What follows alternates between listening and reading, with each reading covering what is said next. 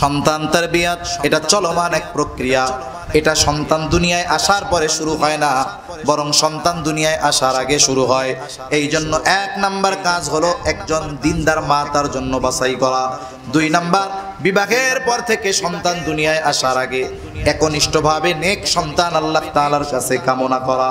2 number, সন্তান দুনিয়ায় আসার পর তাওহীদ আর ঈমান তার অন্তরের মধ্যে সুদৃঢ় করা। 4 নাম্বার, সন্তানকে উত্তম আখলাকে গড়ে তোলা। 5 নাম্বার বলে সন্তানকে ইবাদত ও ইলমে দ্বীন অর্জনে আগ্রহী করে তোলা। এই জায়গার কয়েকটা বিষয় আছে যেগুলো সবাই করতে পারে, আর কয়েকটা বিষয় বর্তমান জামানায় করা খুব কঠিন। যেমন বিবাহ, দিনদার মেয়ে দেখে সে করলো, সে নিজে দোয়া করলো, কিন্তু পরবর্তী বিষয়গুলো বিশুদ্ধভাবে শিক্ষা দেওয়ার জন্য অনেক মা বাবারই ওই পরিমাণ জ্ঞান নাই। অনেক মা বাবা আছে সে নিজেই শিরকের ব্যাপারে জানে না, কোন কাজগুলো করলে ঈমান ভেঙে যাবে জানে না। এখন অনেক মা বাবা তার নিজেরই আখলাক ঠিক নাই, ও সন্তানের আখলাক করবে কি? মা বাবা নিজেই নামাজ কালাম পড়ে না, ইবাদত নাই, ইলমে দ্বীন নাই, ও সন্তানকে শেখাবে কি? এখন ছোট বাচ্চা আপনার সন্তান নাতিপোতা সালাম শিখাইতে যান, ঘর থেকে বাহির হওয়ার সময় আপনি তারে সালাম দেন, আসসালামু আলাইকুম দাদু ভাই। আপনি পিতা, তাকে সালাম দিয়ে বলেন আসসালামু আলাইকুম আব্বু, অথবা নাম ধরে বলেন আসসালামু আলাইকুম আমি গেলাম। এবার যখন বাসায় আসলেন, আবার দরজা খুললো, আপনি আবার গিয়ে তারে সালাম দেন, বারবার দেন। একটা সময় দেখবেন আপনি দরজা খুলবেন, সালাম যখন আপনি আগে দিয়া দিবেন, ও বলবে আব্বু তুমি বাইরে যাও। কেন, কি হয়েছে? আবার দরজায় ঢুকা দাও, এবার দিবেন, বলবে তুমি আগে সালাম দিবা না, আমি আগে দিমু এরপরে দরজা খুলবে, ছোট বাচ্চাটা সালাম দিবে আসসালামু আলাইকুম আব্বু কেমন আছেন। এই জিনিসটা আমরা চাই। কে, কোন অভিভাবক চায় না এটা, যে আপনি বাসায় যাবেন, আপনার সন্তান এরকম সালাম দিয়ে আপনার কুশলাদি জিজ্ঞাসা করবে? কোন মা বাবা চায় না? এরকম কেউ আসেননি নাকি? আবার চিন্তা আছে যে এরকম শুদ্ধভাবে সালাম দেওয়া তো জঙ্গিবাদের আলামত। কয়দিন আগে একজন বলছিল ওই বেটা দুনিয়া থেকে গেছে গা, আল্লাহ ওর কর্ম অনুযায়ী ওরে প্রতিদান দান করুক, আমিন। এখন এই যে সালাম দিক, কুশলাদি জিজ্ঞাসা করুক, এটা আমরা চাই। তাহলে যদি চাই কি করতে হবে? বলে আমাকে আগে এই কাজটা করতে হবে, ও তারপরে এটা করবে। আসসালামু আলাইকুম ওয়া রাহমাতুল্লাহ। প্রচারণা মানেই প্রসার। সঠিক প্রচারণা আপনার ব্যবসা ও প্রতিষ্ঠানের সাফল্যের পথ খুলে দিতে পারে। তালবিয়া রেকর্ডস আপনার জন্য নিয়ে এসেছে প্রফেশনাল ভয়েস ওভার ও বিজ্ঞাপন সেবা। মাহফিল ও ইসলামী অনুষ্ঠানের প্রচারণা, হাসপাতাল ও ডাক্তারের চেম্বারের প্রচারণা, রেস্টুরেন্ট, মার্কেট ও সুপার শপের বিজ্ঞাপন, স্কুল, কলেজ কিংবা মাদ্রাসার ভর্তি বিজ্ঞাপন, এজেন্ট ব্যাংকিং প্রচারণা, ডাবিং ও ডকুমেন্টারি, এমনকি ব্যবসার জন্য কলার টিউন, সব কিছু আমরা করে দিচ্ছি একসাথে। আমাদের আছে 2 জন দক্ষ ভয়েস আর্টিস্ট আর 14 বছরেরও বেশি কাজের অভিজ্ঞতা, স্বল্প খরচে রেকর্ডিং সেবা, আর দেশের যে কোনো প্রান্ত থেকেই অনলাইন বা হোয়াটসঅ্যাপের মাধ্যমে সহজে কাজ করিয়ে নিতে পারবেন। আপনার প্রচারণাকে দিন নতুন মাত্রা। আজই যোগাযোগ করুন তালবিয়া রেকর্ডসের সাথে। বিস্তারিত জানতে এখনই যোগাযোগ করুন 01407035240। وقال رسول الله صلى الله عليه وسلم كلكم راعين وكلكم مسؤولون عن رعيته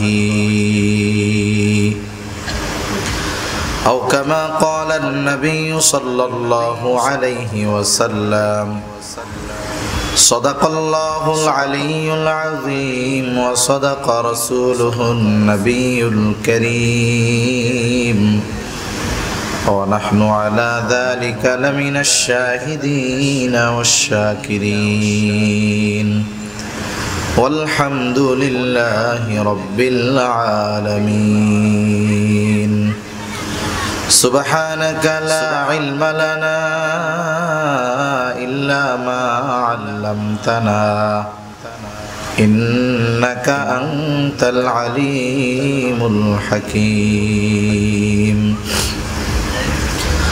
اللهم صل على محمد وعلى آل محمد كما صليت على إبراهيم وعلى آل إبراهيم إنك حميد مجيد اللهم بارك على محمد وعلى آل محمد كما باركت على إبراهيم وعلى آل إبراهيم إنك حميد مجيد الحمد لله ঐতিহ্যবাহী ভোলা জেলার অন্তর্গত দৌলত খান বাংলা বাজার মাদ্রাসাতুল আবরারের উদ্যোগে আয়োজিত আজকের ইসলাহি মাহফিলের সম্মানিত শ্রদ্ধেয় সভাপতি, আমন্ত্রিত উলামায়ে কেরাম, সামনে উপস্থিত মুরব্বিয়ানে কেরাম,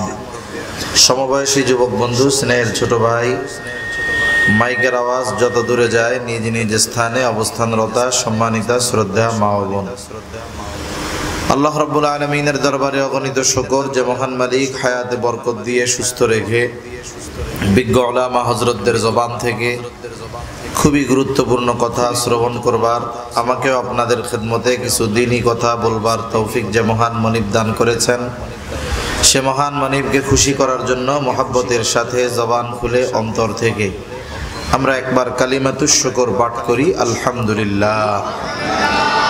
অগণিত দুরুদ ও সালাম সৈয়দুল আম্বিয়া, আশরাফুল আম্বিয়া, খাতামুল আম্বিয়া, ইমামুল মুরসালিন, রহমাতুল লিল আলামিন মুহাম্মাদুর রাসূলুল্লাহ সাল্লাল্লাহু আলাইহি ওয়াসাল্লামের উপর।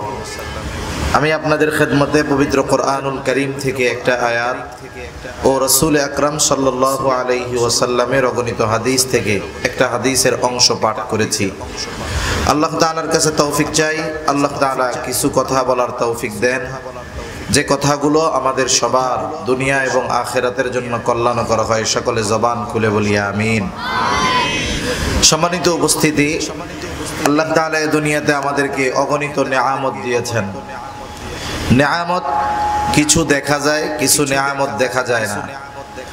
আবার কিছু বিষয়কে আমরা নেয়ামত মনে করি, কিছু বিষয়কে আমরা নেয়ামত মনে করি না।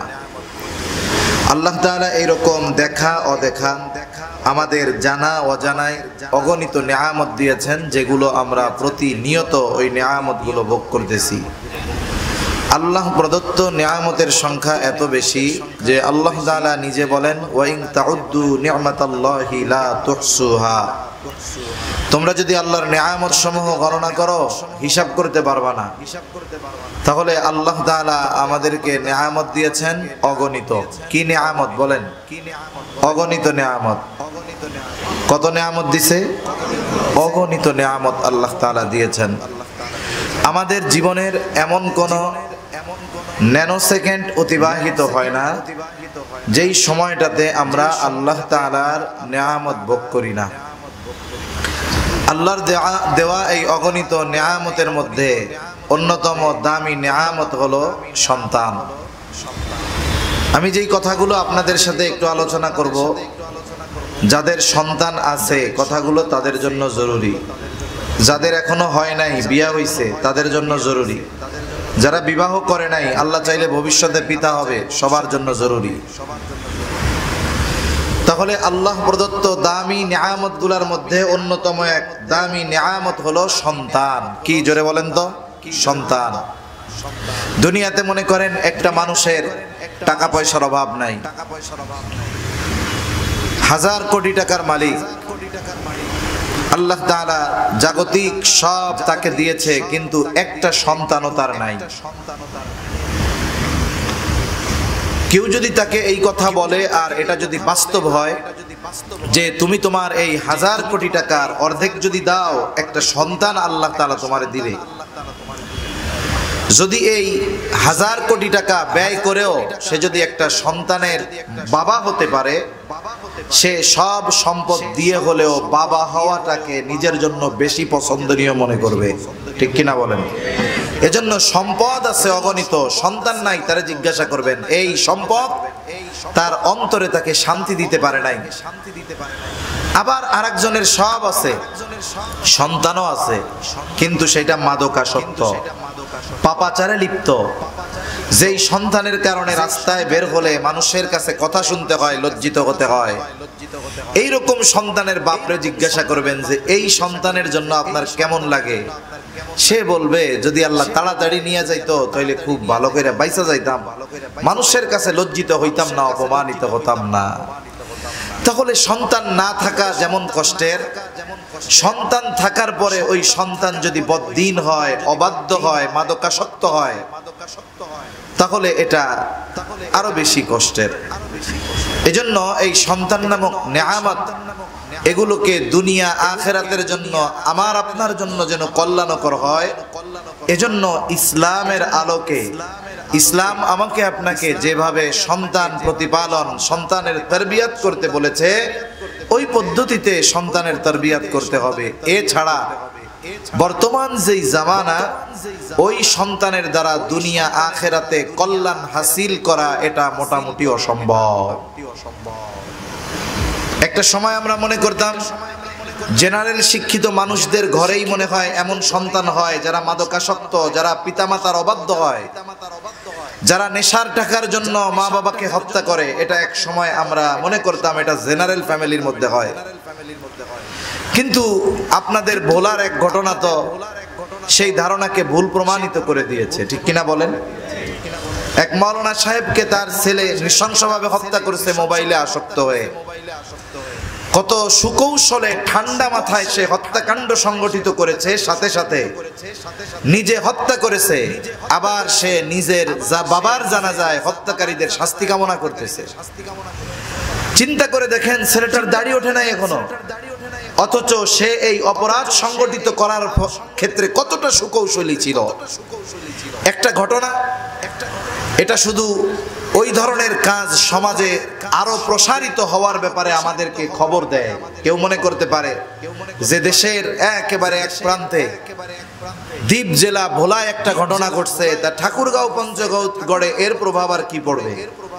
তবে বাস্তবতা হলো এই ধরনের একটি ঘটনা সংগঠিত হওয়ার দ্বারা এইরকম ঘটনা সামনে আরো সংগঠিত হতে পারে, এই মেসেজ, এই খবর আমাদেরকে দিয়ে দিয়েছে অলরেডি। আবার দেখুন, কয়েকদিন আগে দেখলাম একটা মেয়ে, তার বাবা তাকে ইংলিশ মিডিয়ামে পড়াইছে, একমাত্র মেয়ে, জাগতিক যত সুখ স্বাচ্ছন্দ্য দরকার সব ব্যবস্থা করছে, কিন্তু একটু নিয়মতান্ত্রিকতার মধ্যে কন্যাকে থাকতে বলায় ওই কন্যা আদালতে গিয়ে মা বাবার বিরুদ্ধে মামলা ঠুকে দিয়েছে।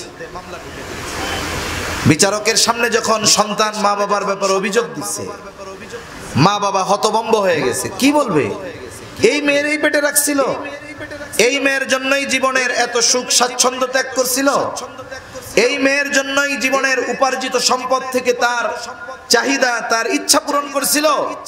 আজকে সেই মেয়ে আদালতে দাঁড়িয়ে মানুষের সামনে ওই মা বাবার বিরুদ্ধে অভিযোগ দিচ্ছে। এটা দুনিয়ার একটা চিত্র, তবে আখিরাতেও এই ধরনের চিত্র আছে না নাই? আছে। একজন মানুষ যত খারাপ হোক না কেন, সে কখনো চায় না যে সে তার সন্তানের কারণে অপমানিত হবে। সে চায় না যে সে তার সন্তানের কারণে সমাজের মানুষের সামনে লজ্জিত হবে। কেউ চায় না দুনিয়া আখিরাতে সন্তানের কারণে অপমানিত, লাঞ্ছিত, বেইজ্জতি হতে হবে। এটা দুনিয়ার কোনো পিতা, দুনিয়ার কোনো অভিভাবক এটা আশা করে না। এখন আশা করি না ঠিক, কিন্তু কোন সন্তানের দ্বারা দুনিয়া আখিরাতে সম্মানিত হতে পারবো, কোন ভাবে সন্তানকে গড়ে তুললে দুনিয়া আখিরাতে এই সন্তানের দ্বারা সম্মানিত হতে পারবো, ইসলাম আমাদেরকে এই ব্যাপারে খুবই সুন্দর দিক নির্দেশনা দিয়েছে। কয়েকটি বিষয়কে সামনে রেখে কিছু কথা আপনাদের সাথে মুযাকারা করব ইনশাআল্লাহ। এখন আসুন, আদর্শ জাতি গঠন করতে হলে আদর্শ মানুষ দরকার। আর আজকের যারা শিশু বাচ্চা, আজকের যারা তরুণ, আজকের যারা যুবক, এরাই আগামী দিনের জাতি গঠনের ধারক বাহক। এরা যদি নীতি নৈতিকতা, ঈমান আমলের উপরে গড়ে না উঠে, তাহলে আগামীতে এই পৃথিবী বসবাসের অনুপযুক্ত হয়ে যাবে। এজন্য আদর্শ জাতি গঠনে এক একজন আদর্শ মানুষ দরকার। আর এই এক একটা আদর্শ মানুষ তৈরি হওয়ার অন্যতম ক্ষেত্র, জায়গা হলো তার পরিবার। তার পরিবার থেকেই আদর্শের বীজ তার অন্তরে বপন করে দেওয়া হয়। এজন্য ছোটবেলা থেকেই সন্তান লালন পালন ইসলামের আলোকে যত্নবান হওয়া দরকার। সাথে সাথে ইসলাম, শরীয়তে ইসলাম আমাদেরকে সন্তানদেরকে দ্বীনি তারবিয়ত দেওয়া, সন্তানদেরকে দ্বীনের আলোকে প্রতিপালন করার ব্যাপারে শরীয়তে ইসলাম আমাদেরকে ফরজ করে দিয়েছে। শরীয়তে ইসলামে এটা ফরজ। আল্লাহ তাআলা কোরআনুল কারীমের মধ্যে বলেন, ইয়া আইয়ুহাল্লাযীনা আমানু কু আনফুসাকুম ওয়া আহলিকুম নারা। আল্লাহ রাব্বুল আলামিন বলেন, হে ঈমানদারেরা, নিজেরা জাহান্নামের আগুন থেকে বাঁচো, তোমার অধীনস্থদেরকে জাহান্নামের আগুন থেকে বাঁচাও। প্রত্যেকটা ঈমানদারের নিজের জাহান্নাম থেকে বাঁচার জন্য যা করণীয়, যা বর্জনীয়, এটা করা ফরজ। ঈমান আনলো ঈমানদার, বলেন তো যদি নামাজ না পড়ে, রোজা না রাখে, হারাম খায়, আল্লাহ তাআলা যা করতে বলেছে সেগুলো যদি না করে, যা করতে মানা করেছে সেগুলো থেকে যদি বিরত না থাকে, ওই ঈমানদারকে ক্ষণস্থায়ী অথবা কিছু কালের জন্য হলেও শাস্তি ভোগ করা লাগতে পারে কি পারে না।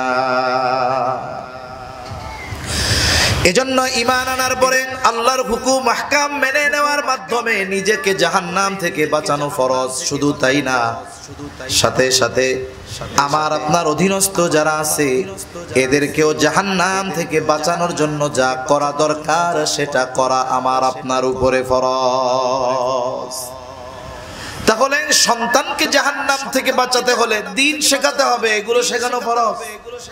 এই আয়াতে আমাদের জন্য যতগুলো শিক্ষা আছে এর মধ্যে অন্যতম একটি শিক্ষা হলো সন্তানের তারবিয়ত, অধীনস্থদের দ্বীনের উপরে গড়ে তোলা।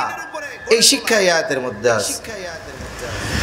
সাথে সাথে নবীজি সাল্লাল্লাহু আলাইহি ওয়াসাল্লাম বলেন, ইয়া কুল্লুকুম রাঈনা ওয়া কুল্লুকুম মাসউলুনা আন রাঈয়াতিহি। নবীজি সাল্লাল্লাহু আলাইহি ওয়াসাল্লাম বলেন, তোমরা প্রত্যেকেই দায়িত্বশীল, প্রত্যেককে তার দায়িত্বের ব্যাপারে জিজ্ঞাসা করা হবে। অবশ্যই অবশ্যই পিতা তার সন্তানের ব্যাপারে দায়িত্বশীল। বলে সন্তানদেরকে যদি দ্বীনের আলোকে সে গড়ে না তুলে, কিয়ামতের দিন আল্লাহ তাআলার সামনে এই কারণে তাকে জবাবদিহিতার কাঠগড়ায় দাঁড়ানো লাগবে। এজন্য সন্তান আল্লাহ তাআলা দিয়েছেন, সাথে সাথে এই সন্তানকে দ্বীনের আলোকে গড়ে তোলার দায়িত্ব অভিভাবকের উপরে দিয়ে দেওয়া হয়েছে। এখন প্রথম প্রশ্ন, সন্তানের এই তারবিয়ত কখন থেকে শুরু হবে? সাধারণ মানুষের ধারণা হলো সন্তান দুনিয়ায় আসার পর যখন তার 4-5 বছর বয়স হবে, 3-4 বছর বয়স হবে, এই সময় থেকে তাকে দ্বীনের উপরে গড়তে হবে। এই সময় থেকে তাকে যা কিছু শেখানো শুরু করতে হবে দুনিয়ায় আসার পর। কিন্তু ইসলাম আমাদেরকে যা জানিয়ে দেয়, বলে সন্তানের এই তারবিয়ত এটা চলমান এক প্রক্রিয়া। এটা সন্তান দুনিয়ায় আসার পরে নয়, বরং সন্তান দুনিয়ায় আসার বহু আগে সন্তানের তারবিয়ত শুরু হয়ে যায়। যে কোনো জিনিসের মূল কাজটা শুরু করার আগে বহুত প্রস্তুতি নেওয়া লাগে। মনে করেন আজকে সকাল থেকে আলোচনা চলতেছে এই জায়গায়, স্বাভাবিক অন্যান্য মাহফিলগুলা বিকাল থেকে বা সন্ধ্যা থেকে রাত 10টা-11টা পর্যন্ত চলে। এই 5-6 ঘন্টার প্রোগ্রামের জন্য প্রস্তুতি নিতে হয় 5-6 মাসের, ঠিক কিনা? কোন ব্যক্তি যদি যখন প্রোগ্রাম শুরু হবে সকাল 10টায় প্রোগ্রাম শুরু, মনে করেন এই প্রোগ্রাম, তখন যেই শ্রোতারা আসছেন 10টায়, তখন যদি আইসা দেখতেন যে এইবার লোকজন মিলে বাঁশ বাঁধতেছে, আরেকজন বাঁশের উপরে উঠা এই সামিয়ানাটা সোজা করতেছে, মাইকওয়ালারা নিচের থেকে মাইক কান্দে করে আইনা আস্তে আস্তে উঠাইতেছে। বেলা বাজে কয়টা? 10টা। প্রোগ্রাম শুরু ছিল কয়টায়? 10টায়। কিন্তু এই 10টা থেকে যদি প্রোগ্রাম কার্যকর করার কাজ শুরু করা হয়, মানুষে বলবে এনারা বোকা। প্রোগ্রাম 10টায় শুরু মানে 8টা-9টার মধ্যে সব কমপ্লিট হয়ে যাবে, এরপরে মূল কাজ শুরু হবে। তার মানে দেখেন, মূল কাজকে যদি সুন্দর এবং সফলভাবে করতে হয় প্রস্তুতি আরো অনেক আগের থেকে নিতে হয়, ঠিক কিনা বলেন? এজন্য ইসলাম আমাদের শিখায় সন্তানের তারবিয়ত এক চলমান প্রক্রিয়া। এটা সন্তান দুনিয়ায় আসার পরে শুরু হবে এমনটা নয়, বরং সন্তান দুনিয়ায় আসার বহু আগে থেকে সন্তান তারবিয়াতের এই প্রক্রিয়া শুরু হয়ে যায়। আর এটা শুরু হয় বিবাহের মাধ্যমে। কিসের মাধ্যমে? বিবাহের মাধ্যমে। ঘুম আসতেছে নাকি আপনাদের? তাকবীর দেন তো, নারায়ে তাকবীর। এই আওয়াজ দিলেন, বলার নেতা বসে রয়েছে আপনাকে বসে। আমি তো নেতারে যাওয়ার সময় কমু যে আপনার অবস্থা কি, আওয়াজ নাই কেন? নারায়ে তাকবীর, মাশাআল্লাহ। তাহলে এই প্রক্রিয়া শুরু হয় বিবাহের থেকে নিয়ে। এজন্য ইসলাম কোন গুণ সম্পন্ন নারীদের বিবাহ করতে হবে এটা জানিয়ে দিয়েছে। রাসূল আকরাম সাল্লাল্লাহু আলাইহি ওয়াসাল্লাম বলেন, তুনকাহুল মারআতু লিআরবাঈন, চারটি জিনিস দেখে নারীদের বিবাহ করা হয়। এক নাম্বার তার সৌন্দর্য, দুই নাম্বার তার বংশ, তিন নাম্বার তার সম্পদ, চার নাম্বার দিন। তবে নবীজি সাল্লাল্লাহু আলাইহি ওয়াসাল্লাম দিনদারিত্বের ক্ষেত্রে বলেন, ফাযফার বিযাতিদ দ্বীন, দিনকে প্রাধান্য দাও। বাকি তিনটা আছে, সম্পদ আছে, সৌন্দর্য আছে, উচ্চবংশীয়, কিন্তু দিনদারিত্ব নাই, ওই দিকে যেও না। দিনদারিত্ব ঠিক আছে, অন্যান্যগুলা কম আছে। যদি বিবাহ করা হয়, হয়তো দেখতে সামলা, উচ্চবংশীয় না, অনেক সম্পদওয়ালাও না, কিন্তু দিনদারিত্বের ক্ষেত্রে কোনো কমতি নাই। আশা করা যায় এই ধরনের নারীর গর্ভে আল্লাহ এমন সন্তান দিবে যেটা পিতা মাতার চক্ষু শীতলকরণের কারণ হয়ে যাবে। এজন্য সন্তান তারবিয়াতের সর্বপ্রথম ধাপ হলো একজন দিনদার মা। দিনদার বিবাহের ক্ষেত্রে দিনদারিত্বকে প্রাধান্য দিয়ে একজন নারীর বিয়ে করা। প্রসিদ্ধ একটা ঘটনা আছে, খলিফাতুল মুসলিমিন হযরত ওমর রাদিয়াল্লাহু তাআলা আনহুর কাছে এক বাবা তার সন্তানের ব্যাপারে অভিযোগ নিয়ে গেছে যে সন্তান ওই পিতার হক আদায় করে না।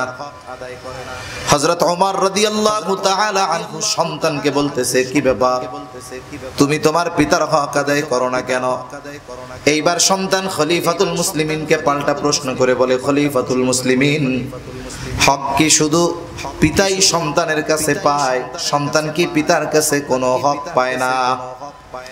হযরত ওমর রাদিয়াল্লাহু তাআলা আনহু তখন মৌলিক কয়েকটা হকের কথা বলেছেন। এর মধ্যে এক নাম্বার তিনি বলেছেন, প্রত্যেকটা সন্তানের পিতার কাছে তার প্রথম ও প্রধান হক হলো একজন দিনদার মা। তার মানে যখন কেউ কোনো বদ্দিন নারীকে বিবাহ করে, দিনদারিত্বকে প্রাধান্য না দিয়ে সৌন্দর্য, বংশ, টাকা পয়সাকে প্রাধান্য দেয়, এই শুরুতেই সে সন্তান তারবিয়াতের ক্ষেত্রে বাগড়া লাগায় দেয়, হক তো নষ্ট করে, সাথে সাথে সন্তান তারবিয়াতের যেই প্রথম ধাপ এটাকে সে নষ্ট করে ফেলে। এখন সে দিনদার একজন নারী বিবাহ করছে, বিবাহের পরে কি দরকার? আল্লাহ চাইলে সন্তান হতেও পারে, নাও পারে। আল্লাহ রাব্বুল আলামিন একটা দোয়া শিখায় দিয়েছে, বলে যে বিবাহিত সেও পড়বে এই দোয়া, আল্লাহর কাছে দোয়া করবে। বলে যে বিয়া করছে সেও এই দোয়া করবে আল্লাহর কাছে। বলে যে বিবাহ করেছে সন্তান হয় নাই সেও দোয়া করবে। আবার বিয়া করছে আল্লাহ সন্তান দিছে সেও এই দোয়া করবে। আল্লাহ শিখায় দেয়, রব্বানা হাবলানা মিন আজওয়াজিনা ওয়া যুররিয়াতিনা কুররাতা আ'য়ুনিন ওয়াজআলনা লিল মুত্তাকিনা ইমামা।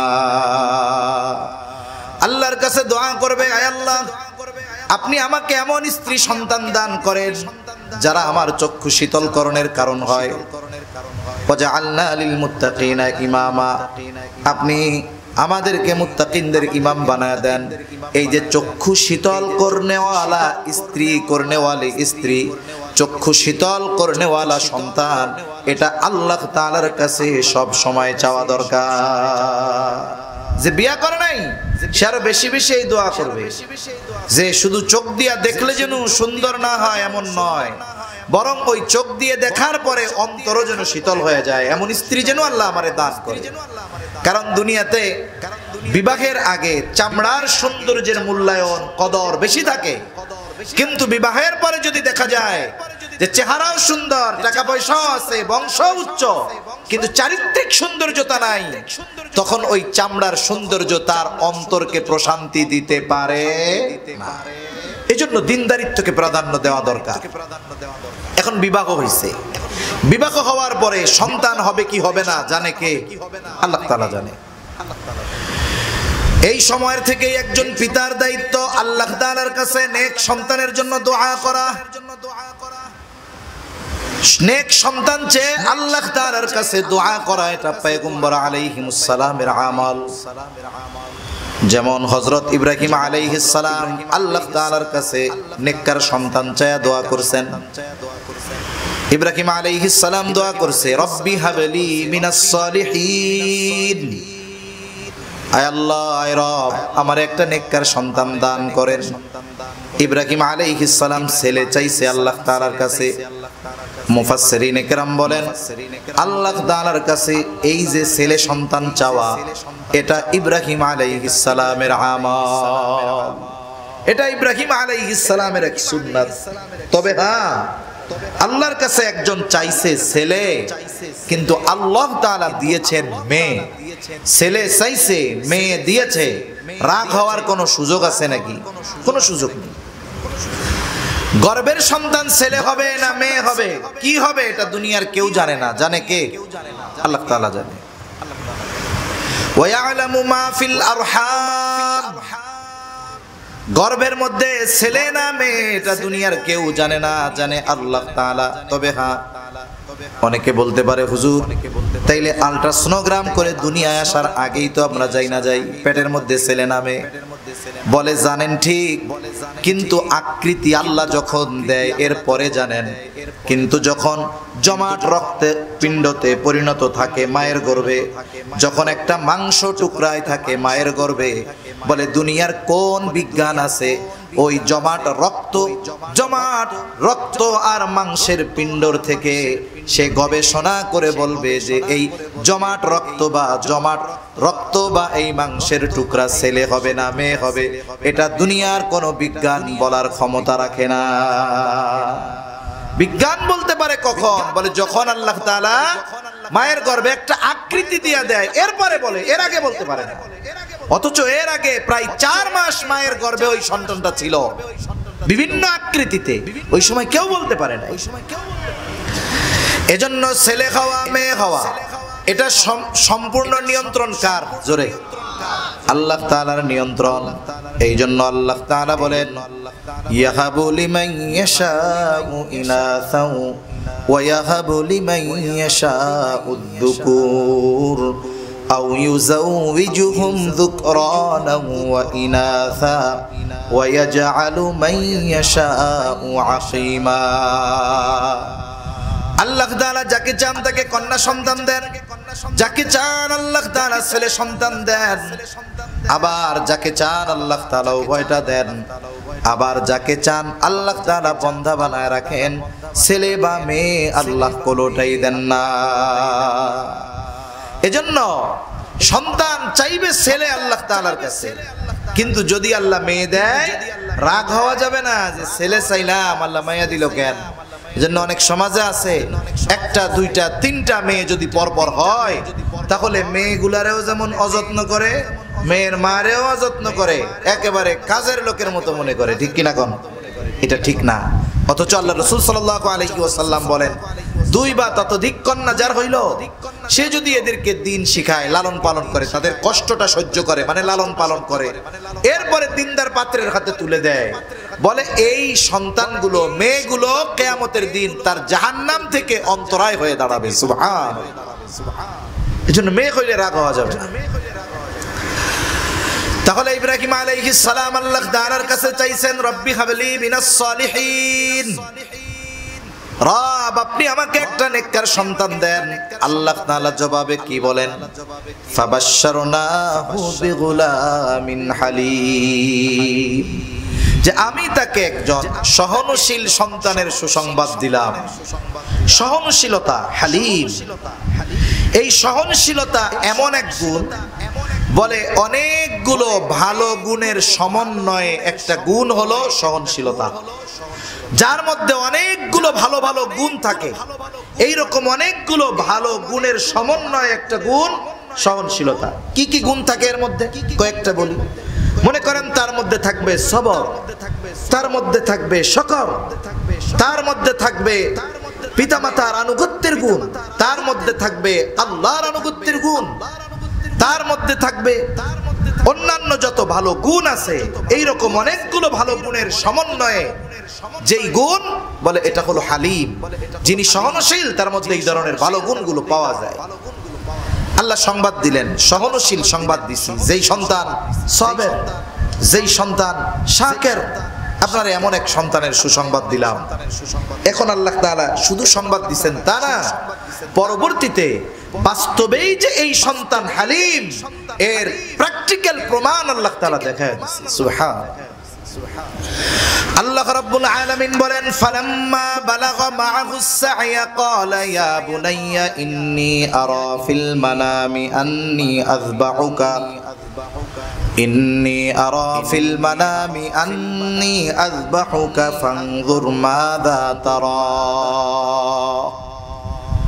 ওই যে সন্তান, যেই সন্তানরে আল্লাহ বলছে হালিম, ওই সন্তান ইসমাঈল আলাইহিস সালাম যখন বাবার সাথে চলার উপযুক্ত হইছে, বাবারে সাহায্য করতে পারে। একজনের যদি সদ্য ভূমিষ্ঠ কোনো সন্তান মারা যায় 2-3-4 দিন বয়স, বলে সন্তানের মৃত্যু প্রত্যেকটা পিতার জন্য কষ্টের। কিন্তু যদি এমন সন্তান চোখের সামনে মারা যায়, যেই সন্তান বাবার সাথে পথ চলে, বাজারে গেলে বাবার সাথে যায়, বাবার কাছে বায়না ধরে, বিভিন্ন কাজের সময় বাবাকে সহযোগিতা করে, বলে কিছু প্রয়োজন হলে ছেলেটা ওই জিনিসগুলো এনে বাবার কাজে সহযোগিতা করে, বলে এই বয়সে যখন কোনো সন্তান উপনীত হয়, প্রত্যেকটা পিতা মাতার ওই সন্তানের গোটা হায়াতের সবচাইতে বেশি মহব্বত ওই সময় কাজ করে। ঠিক ওই সময় আল্লাহ তাআলা ইব্রাহিম আলাইহিস সালামের একটা পরীক্ষা নেবেন। ইব্রাহিম আলাইহিস সালাম স্বপ্নে দেখছে তিনি তার সন্তানকে জবাই করতেছেন। সন্তানরে গিয়া বলে, ইন্নী রাআইতু ফিল মানামি আন্নী আযবাহুকা ফানজুর মাযা তারা। হে আমার বৎস, আমি স্বপ্নে দেখছি আন্নী আযবাহুকা, যে আমি তোমারে জবাই করতেছি, ফানজুর মাযা তারা, এই ব্যাপারে তুমি কি বলো? সন্তান জানে আমার বাবার স্বপ্ন সাধারণ মানুষের স্বপ্নের মতো নয়, কারণ আমার বাবা স্বপ্নে যেটা দেখে এটা ওহী, আল্লাহর প্রত্যাদেশ, আল্লাহ তাআলার নির্দেশ। বলে আল্লাহ যদি ইব্রাহিম আলাইহিস সালামকে সন্তানকে জবাই করার নির্দেশই যদি দিয়ে থাকে, তাইলে ওনার সন্তানরে জিজ্ঞাসা করার কি দরকার, সন্তানের মতামত চাওয়ার কি দরকার? বলে ইব্রাহিম আলাইহিস সালামও দেখতে চায়। আল্লাহ তো বলছে যে তোমার এক হালিমের সুসংবাদ দিলাম, আসলে আমার সন্তান বাস্তবে হালিম হয়েছে কিনা। সন্তানের মনোভাবটা একটু জানতে চায়, বুঝতে চায়। সন্তান যদি তখন বলতো, ছোট বাচ্চা, যে আব্বা কি বলেন, এই 86 বছর বয়সে আল্লাহ আপনারে আমারে দিছে, আর এখন একটু স্বপ্নে দেখছেন আর আমারে জবাই করে ফেলবেন, এটা কোনো কথা হইলো আব্বা? দেখতে চায় যে এইরকম কোন মনোভাব তার মধ্যে আছে কি। কিন্তু সন্তান কি জবাব দিছে? পিতারে বলতেছে, ও আমার পিতা, আপনি যেই ব্যাপারে নির্দেশ প্রাপ্ত হয়েছেন সেটা আপনি কার্যকর করেন। সাতাজিদুনি ইনশাআল্লাহু মিনাস সাবিরিন, আপনি আমাকে ধৈর্যশীলদের অন্তর্ভুক্ত পাবেন। আপনি যেই ব্যাপারে আল্লাহর পক্ষ থেকে নির্দেশ প্রাপ্ত হয়েছেন আপনি সেটা করে। তাহলে এই সন্তান, আল্লাহ বলছিলেন যে সহনশীল সন্তানের সুসংবাদ দিলাম। তাহলে সন্তান কেমন সহনশীল যে আল্লাহর নির্দেশে পিতা জবাই করবে, আর ওই ক্ষেত্রেও সন্তান কত বড় সাবরের পরিচয় দিয়েছে, যে বাবারে বলেও নাই যে বাবা এটা কেন করবেন, বরং সে বলেছে আপনি আল্লাহর আদেশ বাস্তবায়ন করেন, আমাকে ধৈর্যশীলদের অন্তর্ভুক্ত পাবেন। তাহলে ইব্রাহিম আলাইহিস সালামের ছেলে ছোটবেলায় বাবা জবাই দিতে চায়, এই জায়গায়ও বাবার আনুগত্য করে। কিন্তু আর আমাদের পরিস্থিতি কি, বলে বুলারে যদি কই খাড়াইয়া মতিস না, ও বললে হাইটা হাইটা প্রস্তাব করে। কথা বুঝেন নাই? আমাদের সন্তানগুলার ব্যাপারে আমাদের কাছে বিশেষ করে শহরে অনেক অভিযোগ অনুযোগ পিতামাতার, যে হুজুর কি করব বলেন, কথা শুনে না, যা বলি ঠিক মতো করে না, ডাইনে কইলে বামে যায়, বামে কইলে ডাইনে যায়, এই হলো অবস্থা, কোনো কথাই শোনে না। তা আমি চিন্তা করি, যদি জিজ্ঞাসা করি উনাদের যে ইব্রাহিম আলাইহিস সালামের ছেলে তো জবাই দিতে চাইছে, সাথে সাথে রাজি হয়ে গেছে, এটা ওই দোয়ার বরকত, রব্বি হাবলি মিনাস সলিহিন। তাই সন্তান হওয়ার আগে কয়দিন আল্লাহর কাছে দোয়া করছিলেন? এজন্য সন্তানের জন্য পিতার দোয়া সন্তানের জীবনে প্রভাব ফেলে। এজন্য পিতার কি উচিত, বিবাহের পরে সন্তান হবে কি হবে না আল্লাহ জানে, কিন্তু আল্লাহ তাআলার কাছে নেক সন্তানের জন্য বেশি বেশি দোয়া করা, প্রত্যেক সময় এই দোয়াগুলো করা, আল্লাহ আমার একটা নেককার সন্তান দেন, চক্ষু শীতলকারী সন্তান দান করেন। ইব্রাহিম আলাইহিস সালাম দোয়া করছে সন্তান হওয়ার পরে না আগে? জোরে কোন, আরো জোরে বলেন না, কখন? আগে দোয়া করছে। আবার আছে অনেকে বিবাহ করছে, আল্লাহ সন্তান দেয় না, দেশ বিদেশে বিভিন্ন জায়গায় চিকিৎসা করাইছে, ডাক্তাররা পরীক্ষা নিরীক্ষার পরে বলে কোনো অসুবিধা নাই, কিন্তু ছেলে বা বাচ্চা সন্তান কেন হয় না এটা আল্লাহই ভালো জানে। এই সময় মানুষ দুই ভাগে বিভক্ত হয়ে যায়। এক গ্রুপ চিন্তা করে দুনিয়ার চিকিৎসা অনেক করাইলাম, এবার তাইলে একটু কাম করি, অমুক কবিরাজের কাছে যাই। এইবার এক এক করে আস্তে আস্তে শিরকের মতো গুনায় জড়ায়া যায়। আবার অনেক আল্লাহর বান্দা আছে চিন্তা করে দুনিয়ার সব চিকিৎসকের চিকিৎসা যেখানে শেষ, আল্লাহ তাআলার চিকিৎসা সেখান থেকে শুরু।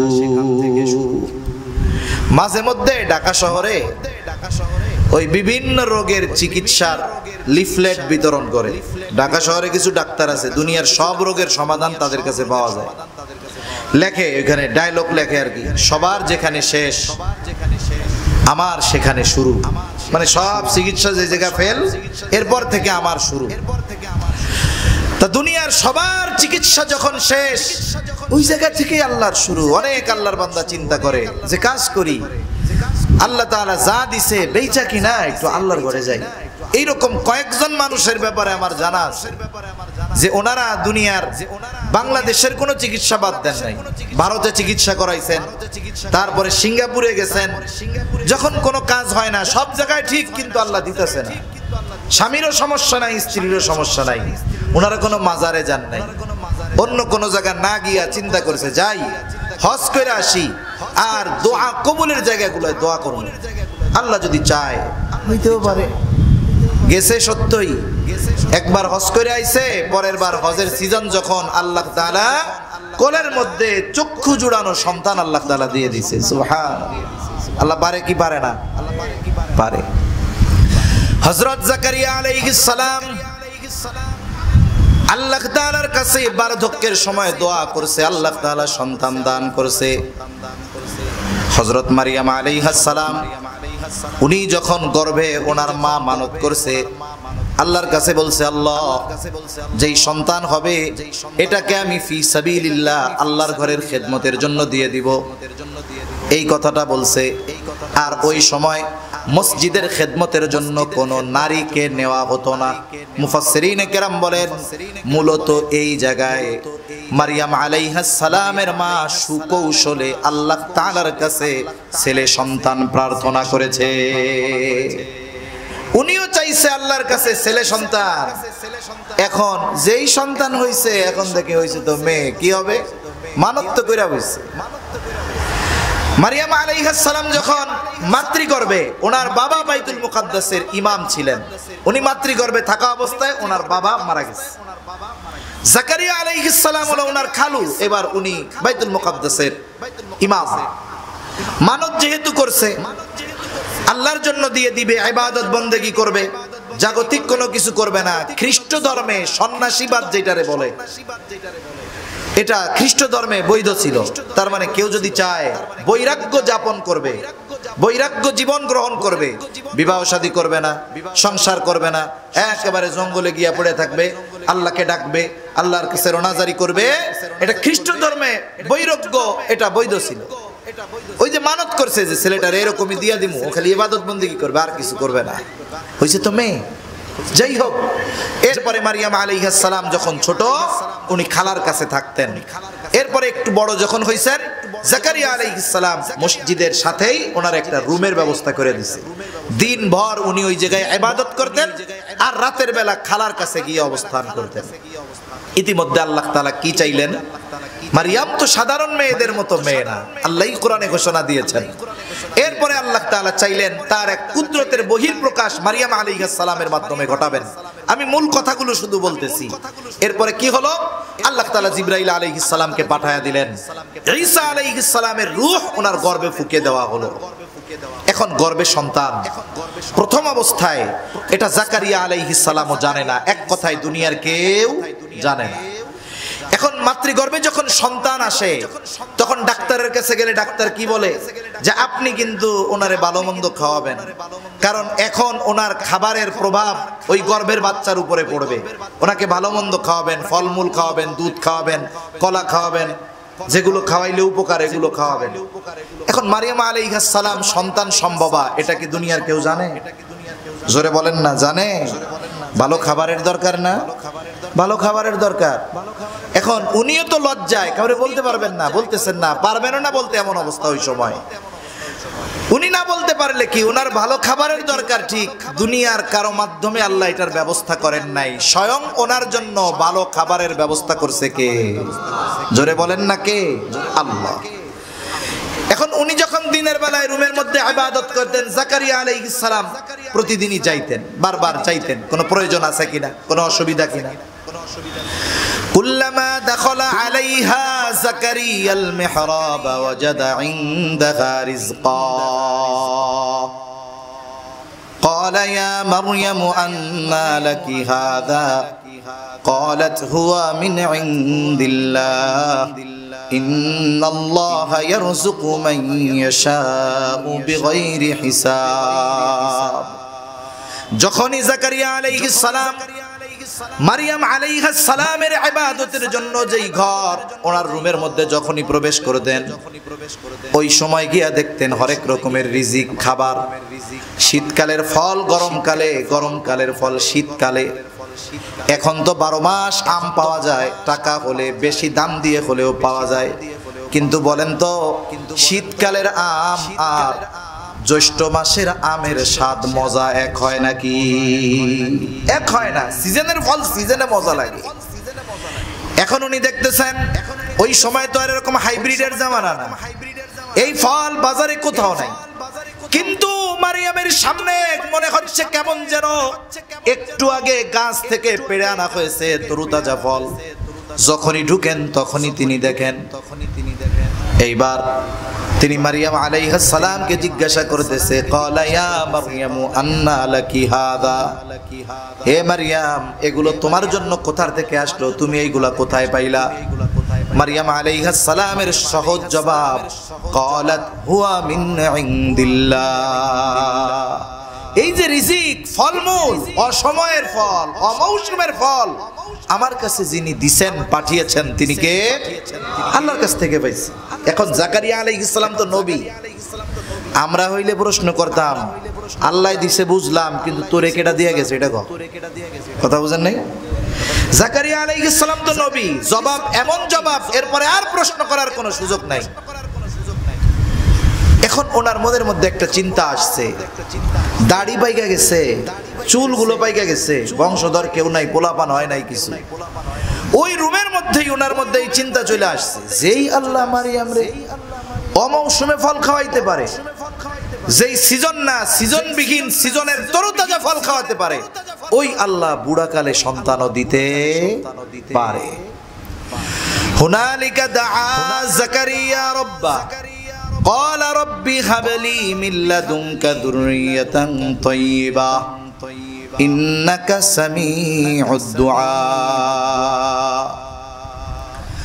জাকারিয়া আলাইহিস সালাম মারিয়াম আলাইহিস সালামের রুমের মধ্যে থাকা অবস্থায় আল্লাহ তাআলার কাছে দোয়া করে বলে, হুনালিকা দাআ জাকারিয়া রাব্বা ক্বালা রাব্বি হাবলি মিন লাদুনকা যুররিয়াতান তাইয়্যিবা আয় আল্লাহ আমারে আপনি একটা পবিত্র সন্তান দেন। আর মনে মনের কথা হলো, আল্লাহ আপনি তো মারিয়ামকে অমৌসুমে তাজা ফল খাওয়াইতে পারেন, আয় আল্লাহ আপনি চাইলে তো আমাকেও একটা পবিত্র নেককার সন্তান দিতে পারে। দোয়া করছে, দোয়া কবুল হয়ে গেছে। ইন্নাকা সামিউদ দুআ। ফানাদাতুল মালাইকাতু ওয়া হুয়া কাইমুন ইউসাল্লি ফিল মিহরাব আন্নাল্লাহা ইউবাশশিরুকা বিয়াহইয়া। উনি গিয়া নামাজে দাঁড়াইছে, এবার ফেরেশতারা ডাইকা সুসংবাদ দিচ্ছে সন্তানের, আর সেই সন্তানের নাম কি? হযরত ইয়াহইয়া আলাইহিস সালাম। তাহলে দেখুন, একজন অসুস্থ সন্তান হয় না, সে আল্লাহ তাআলার কাছে দোয়া কইরা সন্তান পেয়ে গেছে।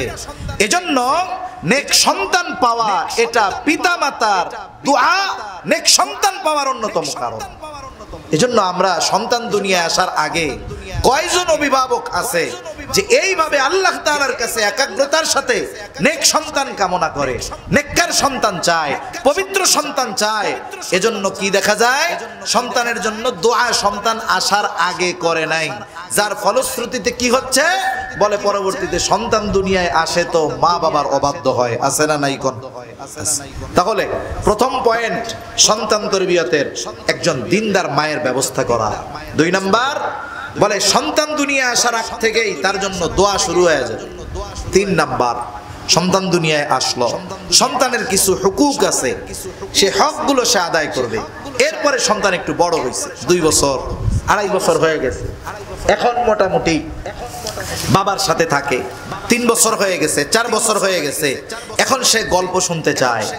এই বয়সটা যখন শুরু হবে 2 বছরের পর থেকে নিয়ে তার অন্তরে ঈমান আর তাওহীদকে সুদৃঢ়ভাবে স্থাপনের ব্যবস্থা করতে হবে। তার অন্তরের মধ্যে ঈমান আর তাওহীদ সুদৃঢ় করতে হবে। এখন এটা কেমনে করবে? সন্তানদের ঈমানি তারবিয়ত দেওয়া এটা কতটা জরুরি যে হযরত লোকমান তার সন্তানদেরকে কিছু নসিহত করেছে, কিছু উপদেশ দিয়েছে, এইগুলো আল্লাহ তাআলার কাছে পছন্দনীয় হয়েছে। ওই দাউদ আলাইহিস সালামের জামানার সময়ের লোক হযরত লোকমান সন্তানদেরকে করা উপদেশগুলো, নসিহতগুলো আল্লাহ তাআলার কাছে এত পছন্দনীয় হয়েছে যে আল্লাহ তাআলা কোরআনুল কারীমের মধ্যে হযরত লোকমানের নামে একটা সূরা দিয়েছেন, সাথে সাথে ওই সূরার মধ্যে সন্তানদেরকে করা নসিহতগুলো আল্লাহ তাআলা ওই সূরার মধ্যে অন্তর্ভুক্ত করেছে। আল্লাহ রাব্বুল আলামিন বলেন, وَإِذْ قَالَ لُقْمَانُ لِابْنِهِ وَهُوَ يَعِظُهُ يَا بُنَيَّ لَا تُشْرِكْ بِاللَّهِ। হযরত লোকমান তার সন্তানের ওয়াজ করতেছে, ইয়া বুনাইয়া লা তুশরিক বিল্লাহ, হে আমার বৎস তুমি আল্লাহ তাআলার সাথে শিরিক করবা না। কেন? বলে ইন্নাশ শিরকা লাযুলমুন আযীম, শিরিক হলো মহা জুলুম, মহা অন্যায়। এখন বলতে পারেন হুজুর এই আয়াত পড়ে যদি ছেলেরে ওয়াজ করি 2-3 বছরের ছেলে কি বুঝবে? কথা ঠিক, তবে হ্যাঁ সন্তান যখন অল্প কয়েকদিন পর থেকেই বলেন তো সন্তান তার মা বাবাকে আস্তে আস্তে চিনতে শুরু করে কি করে না? দেখবেন কয়েক মাসের বাচ্চা, 2 মাসের বাচ্চা বাবা বারবার কথা বলে, এই বাচ্চার বাবা যদি বাচ্চার দৃষ্টির আড়ালে আশেপাশে কোথাও কথা বলে, ওই বাবার কথার আওয়াজ যদি ওই 2-2.5 মাসের বাচ্চার কানে আসে, ওইভাবে খুঁজতে থাকে আমার বাপ কইরে। কি কথা বুঝেন নাই? কেন খুঁজে? ওই আওয়াজ তার কাছে পরিচিত হয়ে গেছে, এই জন্য খুঁজে। আপনার আমার আওয়াজ যেমন সন্তানের কাছে পরিচিত হয়ে গেলে আমার আপনার আওয়াজ শুনলে সে আমাকে আপনাকে খুঁজতে থাকে। আবার দেখেন 2-2.5 বছরের বাচ্চা হঠাৎ করে কান্না শুরু করে দিয়েছে, বলে যখন পাশের বাড়ির মহিলা এসে কোলে নিতে চায় কান্না থামে না, কিন্তু যখনই তার মা এসে তাকে কোলে নেয় সাথে সাথে কান্না থেমে যায়। তার মানে এই 2 বছরের বাচ্চা তার মার চেহারাটা চিনে, এই জন্যই তো মায়ের চেহারা দেখে কান্না থেমে যায়। বাবার আওয়াজটা তার কাছে পরিচিত হয়ে গেছে, চেহারা পরিচিত হয়ে গেছে, এই জন্য বাবার কথা শুনে বাবার চেহারা দেখলে, মায়ের চেহারা দেখলে চিনে যায়। এখন এই বাচ্চাগুলারে আল্লাহর সাথে পরিচয় কেমনে করাবো? আল্লাহর সাথে তার পরিচয় কেমনে করাবো? বলে বাচ্চাকে তো আমরা গল্প শোনাই, ছোট বাচ্চারা মা বাবার কাছে গল্প শুনতে চায়। আপনি ছোট বাচ্চারে গল্প শোনান যে আল্লাহ হলেন রহমান। এখন আল্লাহ যে রহমান, কত বড় রহমান, কত দয়া আমার তোমার উপর জানো। এবার আপনি হাদিস থেকে একটা গল্প শোনায় দেন যে দেখো, যত অন্যায় করা হোক না কেন, আল্লাহ তাআলা 100 খুন করছে এমন মানুষরে আল্লাহ মাফ করে দেয়। এইভাবে আল্লাহর পরিচয় আস্তে আস্তে যদি তার সামনে তুলে ধরা হয়, রাসূলের সিরাত থেকে যদি তাকে ছোট ছোট গল্প ছোটবেলা থেকে শোনানো হয়, আশা করা যায় ওই ছেলেটা একটু বড় হওয়ার পরে ওই যে আল্লাহর পরিচয় শিখিয়েছেন, আপনাকে আমাকে আর আল্লাহকে খোঁজানো লাগবে না। ও পরিচয় জানার কারণে বড় হয়ে সে আল্লাহকে তালাশ করবে। এজন্য আল্লাহর গুণবাচক শব্দগুলো দিয়ে তাকে গল্প আপনার ভাষায় আপনি শুনান। এতে কি হবে? আল্লাহর নামগুলোর সাথে তার পরিচয় হবে, আল্লাহর গুণাবলীর সাথে তার পরিচয় হবে, আল্লাহ কেমনে দুনিয়া সৃষ্টি করেছেন এগুলো শুনান। এইগুলো শোনালে, গল্প করলে তার মধ্যে ঈমান আর একত্ববাদের যেই দৃঢ়করণ প্রক্রিয়া, এটা আস্তে আস্তে শুরু হয়ে যাবে। কারণ ছোট বাচ্চারা হলো নরম মাটির মতো। কাদা আছে না, কাদা আপনাদের এলাকায় কাদা মাটি দিয়ে বিভিন্ন রকমের জিনিসপত্র বানায়, আমাদের এলাকায় বলে কুমার। আপনাদের এলাকায় কি বলে? কুমার। এই মাটিটারে সুন্দর মতো প্রসেস করে, এরপরে একটা চাকা থাকে, ওই চাকার মধ্য জায়গাটা একটু সমান, চাকাটা ঘুরায় সুন্দর মতো, মাটির চাকাটা ওর উপরে দেয়, নরম মাটি। এবার চাকাও ঘুরে, কুমারও তার হাতের নৈপুণ্যতায় আস্তে আস্তে আস্তে আস্তে একই মাটি, কোনোটা দিয়ে গ্লাস বানায়, কোনোটা দিয়ে কাপ বানায়, কোনোটা দিয়ে প্লেট বানায়, কোনোটা দিয়ে ফুলের টব বানায়। তার হাতের নৈপুণ্যতা দিয়ে সে বিভিন্ন রকমের জিনিস তৈরি করে মাটি দিয়ে। খুব অভিজ্ঞ কুমার, কিন্তু তার কাছে মাটি এনে দেওয়া হলো শক্ত মাটি। বলেন তো, অভিজ্ঞতা যত থাক, ওইটা দিয়ে সে একটা গ্লাসও বানাইতে পারবে না। পারবে? পারবে না। এজন্য বাচ্চা ছোট থাকতেই তাকে ঈমানি তারবিয়ত দিতে হবে, তার অন্তরের মধ্যে তাওহীদ আর ঈমানের বীজ বপন করে দিতে হবে। কোনটা শিরিক এটা তাকে শেখাতে হবে, কোনটা কবিরা গুনাহ এটা তাকে শেখাতে হবে। তাহলে ওই শিশুকালের শিক্ষা তার অন্তরের মধ্যে গেঁথে যাবে। আশা করা যায় এই বাচ্চা বড় হলে কখনো অন্যায় হয়তো করতে পারে, কিন্তু শিরকের মতো পাপাচারে কখনো লিপ্ত হবে না। এরপরে সন্তান যখন আর একটু বড় হবে, এই 3-4 বছর থেকেই এই তারবিয়ত, যে তাকে নীতি নৈতিকতা উত্তম আদর্শের আলোকে গড়ে তুলতে হবে। এখন বাচ্চারে উত্তম আখলাক কেমনে শিখাবো? বাচ্চাদের অভ্যাস হলো আপনি আমি ওরে যেটা করতে বলি ও সেটার উল্টাটা করে, ঠিক না? বাচ্চাদেরকে যেটা করতে বলা হয় সে সেটার উল্টা করে। তবে বাচ্চাদের একটা খাসলাত হলো বানরের মতো বলা চলে, অনুকরণ প্রিয়। বলে বাচ্চারা যেটা করতে দেখে তার অভিভাবককে ওই জিনিসটা ভালো হোক আর মন্দ হোক সে অনুসরণ করতে থাকে। এক জায়গায় এক লেবু গাছ, তবে সমস্যা হলো লেবু গাছের চারদিকে পানি আর লেবু গাছ ভরা বানর, কিন্তু লেবু ধরছে খুব টষ্টটা রসালো লেবু। কেউ যদি ওই লেবু আনতে চায় তাহলে বানরের আঁচড় খেতে হবে, বানরে দাওয়া দিবে। এখন একজন চিন্তা করছে জোর করে গাছে উঠা লেবু পেড়ে আনা সম্ভব না, বুদ্ধি খাটাইছে, মাটির একটা চাকা নিয়ে বানরের দিকে মারছে। বানর অনুকরণ প্রিয়, বানর চিন্তা করতেছে এটা তো ফজিলতের কাম, কিন্তু আমার কাছে তো মাটি টাটি কিছু নাই, ওই রকম গুল্লা গুল্লা লেবু আছে। এবার টান দিয়া ছিড়া ওর দিকে লেবু ফিকা মারতেছে। তার মানে কি হইলো?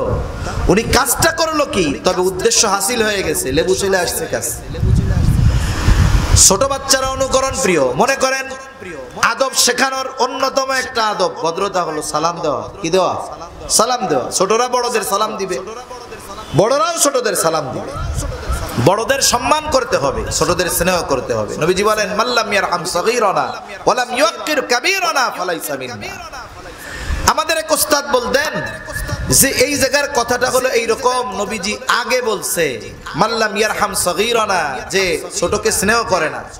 এরপরে বলছে ওয়ালাম ইউক্কির কাবীরানা, যে বড়কে সম্মান করে না, ফালাইসা মিন্না, সে আমার দলভুক্ত নয়। আমাদের ওস্তাদ বলতেন এইখানের কথাটা হলো এইরকম, যেই বড় ছোটকে স্নেহ করে না, ওই ছোট বড়রে সম্মান করে না। তার মানে কি, আমি যদি ছোটর থেকে সম্মান চাই, ছোটকে আমার কি করতে হবে? স্নেহ করতে হবে। কথার কথা আর কি। আমাদের তো মন চায় যে ছোটরাই শুধু আমাদের সালাম দিবে, এটা আমাদের মন চায়। এখন আমি আপনি ছোটর থেকে সালাম পাবো কেমনে? মনে করেন মাদ্রাসাতুল আবরারের এক ছাত্র সুন্দর মতো বিকাল বেলায় বাসার দিকে যাচ্ছে খানা আনার জন্য, টিফিন বাটি হাতে নিয়ে। ছোট মানুষ তো স্বাভাবিক চঞ্চল, ও টিফিন বাটি সহ খালি লাফায় লাফায় দৌড়ায় বাড়ির দিকে যাইতেছে। কিছু মানুষ আছে এরা 5 ওয়াক্ত নামাজ তাহাজ্জুদ পড়লেও মাদ্রাসা উলামায়ে কেরামের ব্যাপারে একটু অ্যালার্জি আছে। এমন লোক সমাজে আছে না নাই? শুধু খুঁজে কোন সময় কোন দোষ দিয়া মাদ্রাসাওয়ালাকে একটু ধরা যায়। এইবার ওই ছোট বাচ্চা যাইতেছে, ওর তো খেয়াল অন্যদিকে, সালাম তো দেয় নাই। এবার মুরব্বী, এই কোন মাদ্রাসায় পড়ো? এই তো মাদ্রাসাতুল আবরারে পড়ি। এই পড়ায় ওস্তাদরা না? মুরব্বী চোখে বাঁধে না? সালাম কালাম দিতে পারো না? ওস্তাদরা শেখায় নাই? দাঁড়াও দেখতেছি কি শেখাইছে। ছাত্র তো ভয়ে অবস্থা খারাপ। উনি তো আইসা সুন্দর মতো হুজুরের কাছে বিচার দিয়ে গেছে যে আপনার ছাত্র এরকম এরকম যায়, সালাম কালাম কিচ্ছু দেয় না। এসব শিখাইছেন নাকি? ওস্তাদও কথা একটু কষ্ট পাইছে, রাগ হয়েছে, বাচ্চাটা আসছে, তাকে একটু শাসন করছে, মনে করেন একটু পিটা নিয়ে দিছে, যে খবরদার ওই চাচা তোর নামে অভিযোগ দিয়ে গেল, কালকে থেকে দেখা হইলে সালাম দিবি। স্বাভাবিক কি বলেন তো? এই ছাত্র যদি পরের দিন ওই চাচার সাথে দেখা হয়, সালাম দিবে কি দিবে না? দিবে। পরের দিন দেখা হইছে, বলছে আসসালামু আলাইকুম। চাচা কয় ওয়ালাইকুম আসসালাম। মনে মনে কয় বিচারে কাজ হইছে। আর ওই ছোট পোলাটা কয় আল্লাহ রে, এটা মরে না কে? ও আমারে কালকে সালাম দেই নাই বলে হুজুরে মাইর খাওয়াইছে। আল্লাহ ওরে তুমি তাড়াতাড়ি মারো। আসসালামু আলাইকুম চাচা, ভালো আছেন? এখন বলেন তো, ও যে সালাম দিছে, আসসালামু আলাইকুম আপনার উপরে শান্তি বর্ষিত হোক, আসলে কি এটা কইছে নাকি? দোয়া তো মনের আসলটা, তো এটা মরে নাকি? এখন যদি উনি এই আচরণটা না করতো, ওই রকম তারে ধমক দিয়া বিচার দিয়া মারি না খাওয়াইয়া, যখন দেখতেছে টিফিন বাটি নিয়ে লাফায় আসতেছে, উনি গিয়া সালাম দিত আসসালামু আলাইকুম। হাত তো উঁচা করা লাগবে না, আমাদের ওই প্রচলন হয়ে গেছে উঁচু করা, ইশারা দেওয়া। সে সালাম দিত আসসালামু আলাইকুম। দেখতেন তালিবুল ইলম ওই টিফিন বাটি লাফানো বন্ধ করে দাঁড়ায় গেছে, ওয়ালাইকুম আসসালাম দিয়া মনে মনে কইতো কামটা কি হইল, মুরব্বী আমারে সালাম দিয়া দিল, সালাম তো আমার দেওয়া দরকার ছিল। পরের দিন আবার ওই রকম, আপনি আবার তারে সালাম দেন, আবার পরের দিন কইছে আবার সালাম দেন। 5 দিন দিলাম মনে করেন, 6ষ্ঠ দিন কি হবে? মনে করেন আপনি রাস্তা দিয়ে হেঁটে যাবেন, ও যদি মাদ্রাসার ভিতরে থাকে, ওই জায়গায় খেলাধুলা করে, ও দৌড় দিয়া গিয়ে আপনারে সালাম দিবে, আসসালামু আলাইকুম কাকা জান ভালো আছেন? এখন বলেন, বিচার দিয়াও সালাম পাইছেন, সালাম দিয়াও সালাম পেলাম, 2 সালামের মধ্যে তফাৎ আছে না নাই? এই যে আমি দিয়ে বা আমি করে যেটা ওরে শিখাইলাম, ওইটা টিকবে বেশি। এখন ছোট বাচ্চা আপনার সন্তান নাতিপোতা সালাম শিখাইতে যান, ঘর থেকে বাহির হওয়ার সময় আপনি তারে সালাম দেন, আসসালামু আলাইকুম দাদু ভাই। আপনি পিতা, তাকে সালাম দিয়ে বলেন আসসালামু আলাইকুম আব্বু, অথবা নাম ধরে বলেন আসসালামু আলাইকুম আমি গেলাম। এবার যখন বাসায় আসলেন, আবার দরজা খুললো, আপনি আবার গিয়ে তারে সালাম দেন, বারবার দেন। একটা সময় দেখবেন আপনি দরজা খুলবেন, সালাম যখন আপনি আগে দিয়া দিবেন, ও বলবে আব্বু তুমি বাইরে যাও। কেন কি হয়েছে? আবার দরজায় ঢুকা দাও, এবার দিবেন, বলবে তুমি আগে সালাম দিবা না, আমি আগে দিব। এরপরে দরজা খুলবে, ছোট বাচ্চাটা সালাম দিবে, আসসালামু আলাইকুম আব্বু কেমন আছেন? এই জিনিসটা আমরা চাই। কে কোন অভিভাবক চায় না এটা, যে আপনি বাসায় যাবেন, আপনার সন্তান এরকম সালাম দিয়ে আপনার কুশলাদি জিজ্ঞাসা করবে? কোন মা বাবা চায় না। এরকম কেউ আসেননি নাকি? আবার চিন্তা আছে যে এরকম শুদ্ধভাবে সালাম দেওয়া তো জঙ্গিবাদের আলামত। কয়দিন আগে একজন বলছিল ওই বেটা দুনিয়া থেকে গেছে গা, আল্লাহ ওর কর্ম অনুযায়ী ওরে প্রতিদান দান করুক, আমিন। এখন এই যে সালাম দিক, কুশলাদি জিজ্ঞাসা করুক, এটা আমরা চাই। তাহলে যদি চাই কি করতে হবে? বলে আমাকে আগে এই কাজটা করতে হবে, ও তারপরে এটা করবে। আমি প্রায় জায়গায় এই কথা বলি, আমাদের গ্রামের বাড়িতে, তখন বাড়িতে থাকতাম, আমি গ্রামে থাকতাম আর কি। তা ছোট বাচ্চা 2-2.5 বছর, 2 বছর হবে না, তখনও হামাগুড়ি দিয়া চলে। ওর বাবার বদ অভ্যাস ছিল বিড়ি খাওয়া। আর কিছু মানুষ আছে যে সে নিজে সিগারেট খায়, ওতে তার যা ক্ষতি হয় আশেপাশের মানুষের আরো ক্ষতি হয় বেশি। আচ্ছা, যে ব্যক্তি ধূমপান করে এনারে যদি বলা হয় যে তোমার পরিবারের লোকদের মধ্যে একটু বিষ ঢুকায় দেওয়া হবে ইনজেকশন দিয়া, ও কি রাজি হবে? জোরে বলেন, রাজি হবে? অথচ ও ওর ঘরের মধ্যে সিগারেট খাওয়ার মাধ্যমে আরো ক্ষতিকারক বিষাক্ত জিনিস ওর অন্তরের মধ্যে ঢুকায় দিচ্ছে। কথা প্রসঙ্গে আসতো তাই বলি, শুনেন। কালকে একটা লেখা পড়তেছি, এক ডাক্তারে লিখছে যাদের ফুসফুস ক্যান্সার হয়, ক্যান্সার যেই কয় জায়গায় হয় এর মধ্যে ফুসফুসে ক্যান্সার এটা অনেক বেশি পরিমাণ হয়। বলে যারা জীবনের কোনো না কোনো সময় ধূমপান করছে, যদি 40 বছর আগেও ছেড়ে দিয়ে থাকে, 40 বছর আগে সিগারেট খাইতো, এখন খায় না, বয়স এখন 70 বা 80 বছর, এখন ওর ফুসফুসে ক্যান্সার হয়েছে। বলে 40 বছর আগে খাইছে ঠিক, কিন্তু এই যে ফুসফুস ক্যান্সার 40 বছর বিড়ি খাওয়া বাদ দিতে পারে, কিন্তু ওই সময়ের প্রভাব এই সময় এসে তাকে ক্যান্সারে আক্রান্ত করাতে পারে। এজন্য এটা তো নিজেরও ক্ষতি, পরিবারের ক্ষতি। এখন ওই কিছু লোক আছে না যে সন্তান বুঝে না, সবার সামনে ওইগুলা করে। এখনো সিগারেট খাইছে, খাইয়া সিগারেটের পেছনের অংশটা ফালাই দিছে, সে তো চলে গেছে। ছেলে চিন্তা করতেছে বাপ কি ফজিলতের কাজটা করলো রে, এটা কি বাদ দেওয়া যায়? ও হামাগুড়ি দিয়া ও এবার এটা টানা শুরু করছে। এই যে আপনার সন্তানকে আপনি কি শিখাইলেন, আপনার কাছ থেকেই তো সে এটা শিখলো। ওই যে তার প্র্যাকটিস শুরু হয়ে গেছে। এখন সে ক্লাস 5-এ যাওয়ার আগে মনে করেন আপনার পকেট থেকে চুরি করে খাওয়ায় অভ্যস্ত হয়ে যাবে। এজন্য পিতামাতার যেই কর্ম, এটার প্রভাব সন্তানদের উপরে পড়ে। আমার আখলাক যেমন, আমার আমানতদারিতা যেমন, আমার নীতি নৈতিকতা যেমন, এর পূর্ণ প্রভাব আমার সন্তানদের উপরে পড়বে। এজন্য আমি চাই আমার সন্তান নৈতিকতা সম্পন্ন হোক, উত্তম আখলাকওয়ালা হোক। তাহলে আমাকেও তো উত্তম আখলাকওয়ালা হওয়া দরকার। আমি চাই আমাকে সত্যবাদী হতে হবে। অথচ আফসোসের বিষয়, অনেক সময় আমরা বাচ্চাদের সাথে মিথ্যা কথা বলি। অথচ রাসূলুল্লাহ সাল্লাল্লাহু আলাইহি ওয়াসাল্লাম বাচ্চাদের সাথেও মিথ্যা কথা বলতে মানা করেছেন। নবীজি সাল্লাল্লাহু আলাইহি ওয়াসাল্লামের কাছে একজন মহিলা আসছে। এই মহিলা, তার সাথে ছোট একটা বাচ্চা হাত থেকে ছুটে দূরে চলে গেছে, বাচ্চাদের সাথে খেলা শুরু করেছে, বারবার ডাকে, বাচ্চাটা কাছে আসে না। এইবার মহিলা হাতের মুষ্টি বাঁকিয়ে তার দিকে ইশারায় কেমন যেন বলতেছে, আমার কাছে আসো, মজা দিমু। এইবার ছোট বাচ্চা ছুটে মায়ের কাছে চলে আসলো। ওই মহিলা হাতের মুষ্টি খুলে একটা খেজুরের টুকরা তার হাতে দিয়ে দিলেন। নবীজি ওই মহিলাকে উদ্দেশ্য করে বলে, মহিলা, তুমি যদি এই বাচ্চার হাতে কোনো কিছু না দিতা, অবশ্যই তুমি মিথ্যাবাদী বলে গণ্য হতা। এজন্য নিজেরা সত্যবাদী হব, সাথে সাথে আমার অধীনস্থদেরকে সত্য বলায় অভ্যস্ত আমরা করব। সে যদি কোনো সময় কোনো অপরাধ স্বীকার করে, সত্য কথা বলে, আমি তাকে বোঝাবো যে এই অপরাধটা আর করা যাবে না, এটা বড় মন্দ কাজ। কিন্তু আমি যদি তাকে বলি, বলো কি করছো, তোমারে কিচ্ছু বলবো না, এখন সে সত্য কথা বলার পরে ওরে যদি আমি পিটাই, তাইলে কয়েকদিন পরে ও আর সত্য বলবে না, সত্য গোপন করে আমার আপনার কাছে মিথ্যা বলা শুরু করবে। ঠিক কিনা বলেন? এই জন্য সত্যবাদিতায় অভ্যস্ত করে তোলা এটা আমাদের দায়িত্ব। সাথে সাথে বড় বাজার তো ঐতিহ্যবাহী বাজার, এই যারা ব্যবসা করতেছেন, সত্যবাদিতাও তাদের জন্য বড় এক নেয়ামত। আল্লাহ রাসূল সাল্লাল্লাহু আলাইহি ওয়াসাল্লাম বলেন, আত-তাজিরুস সাদুকুল আমিন মা'আন নাবিয়্যিন সিদ্দিকিন ওয়াশ শুহাদা'i ওয়াস সালিহিন। সত্যবাদী আমানতদার ব্যবসায়ী যারা, এরা নবী রাসূলগণের সাথে থাকবে, শহীদদের সাথে থাকবে, সিদ্দিকদের সাথে থাকবে, নেককার বান্দাদের সাথে অবস্থান করবে। এজন্য ব্যবসায়ী ভাইরাও তাদের ব্যবসাকে সত্যবাদিতা ও আমানতদারিতার আলোকে তার ব্যবসা গড়ে তোলা দরকার। তাহলে এই ব্যবসা তার জন্য শুধু রুটি রুজি ইনকামের উপর মাধ্যম হবে না, বরং এটা নবী রাসূলদের সাথে থাকার অন্যতম মাধ্যম হয়ে যাবে ইনশাআল্লাহ। তাহলে আমরা যদি নীতি নৈতিকতায় অভ্যস্ত হই, আমাদের আচার আচরণের পূর্ণ প্রভাব আমার আপনার বাচ্চার উপরে পড়বে। 3 নাম্বার বলে, সন্তানকে আমল ও ইলমে দ্বীন অর্জনের ব্যাপারে আগ্রহী করে তুলতে হবে।